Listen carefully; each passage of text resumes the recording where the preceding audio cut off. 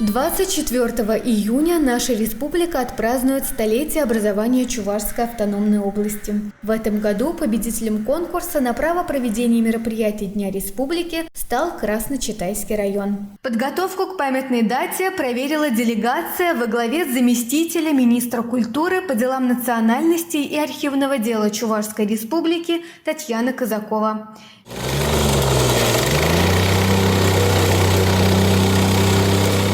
Чтобы встретить предстоящий праздник на высоком уровне, благоустройство и ремонт объектов общественной инфраструктуры начали заранее.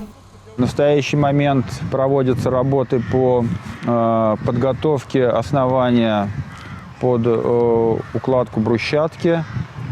Также ведутся работы по прокладке сетей водоотведения для бассейна, который здесь будет также установлен, и сетей освещения уличного данного парка. Проверяющие также посетили Краеведческий народный музей «Человека-природа» имени Валерьяна Толстого-Отнарского, реставрация которого началась в прошлом году на сумму более 7 миллионов рублей. В 2020 году на укрепление материально-технической базы здания объекта культурного значения выделено 5 миллионов 416 тысяч рублей. На сегодняшний день договоры на проведение ремонтных работ заключены. Они начнутся в ближайшее время. Паягун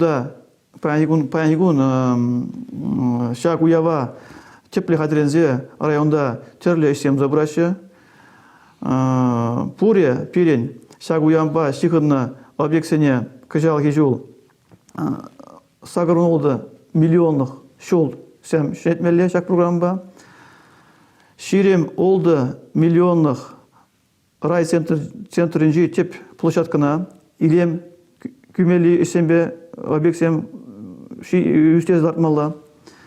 Шамбегех Сахалмар Укша деньги уйырна район центринжи Шурсем Хушинжи Лабамзене илем күрес енебе эсем туза идельме. Однако стоит отметить, что из-за особой ситуации с пандемией коронавируса все мероприятия в рамках празднования Дня Республики широко и массово будут проводиться после стабилизации эпидемиологической обстановки.